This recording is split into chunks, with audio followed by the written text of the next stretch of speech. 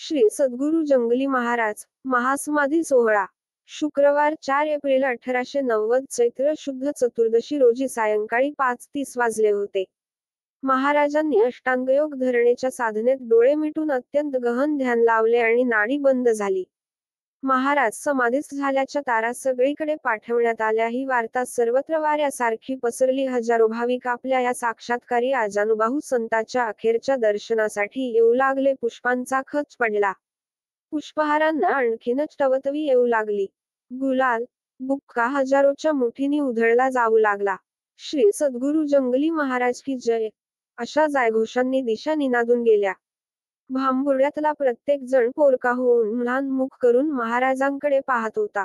भावी तयारीसाठी आम जनतेकडून सुवासिक वस्तूंचा, अंबीर, बुक्का, कापूर वगैरे वस्तूंचा पाऊस पडू लागला. एक सुंदर असे भव्य पुष्पांकित विमान तयार करण्यात आले.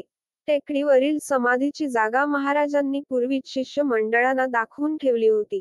सायंकाळपासून लोकांनी दर्शन घेता घेता दुसरा दिवस उगवला.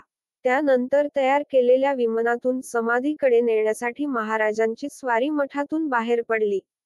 पुष्कळ भजनाच्या दिंड्या कर्तव्यकर्मात निमग्न होत्या. पुष्कळ मुस्लिम बांधव पवित्र कुराण वाचत होते. पाऊल ठेवण्यास रस्ता कोणास मिळेना. इतकी गर्दी झाली असून कुणी लोक सोन्या, रुपयाची फुले, कोणी चवल्या पवल्या, खारीक खोबरे असे उडवित होते. भजनाच्या दिंड्या व कुराण वाचन एकाच वेळी चालू होते. विमानाचा सर्व जातीचे लोक खांदा देत होते.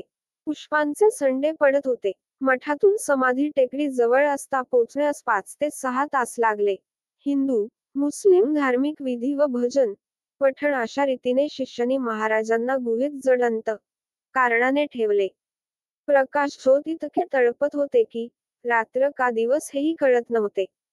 गुहेत आच्छादनासाठी 8 पल्ले अंबीर, 4 पल्ले कपूर चारी बाजूस दाटीने अंथरण्यात आले.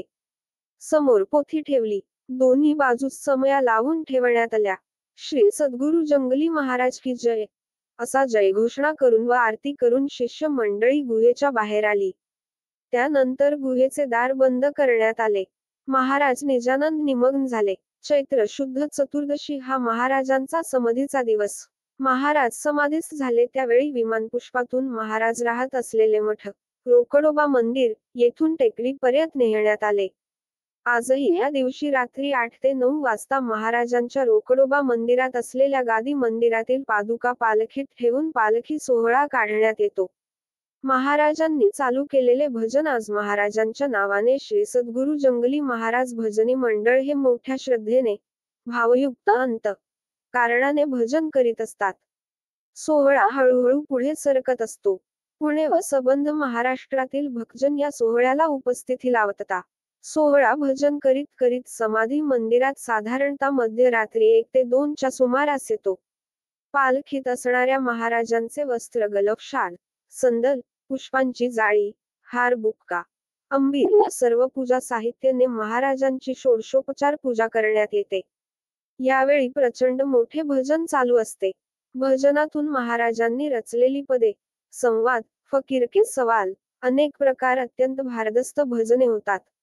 पाहणाऱ्यांचे व ऐकणाऱ्यांच्या कानाडोळ्याचे पारणेच फिटून गेल्याशिवाय राहत नाही. त्यानंतर पहाटे 5 सुमारास आरती होऊन पालखी पुन्हा रोकडोबा मंदिरात येते. ही प्रथा तेव्हापासून आजतागायत गावातील भजनी मंडळ, भक्तमंडळींनी चालू ठेवली व यापुढेही ती तशीच राहील. लाईक करा, सबस्क्राईब करा.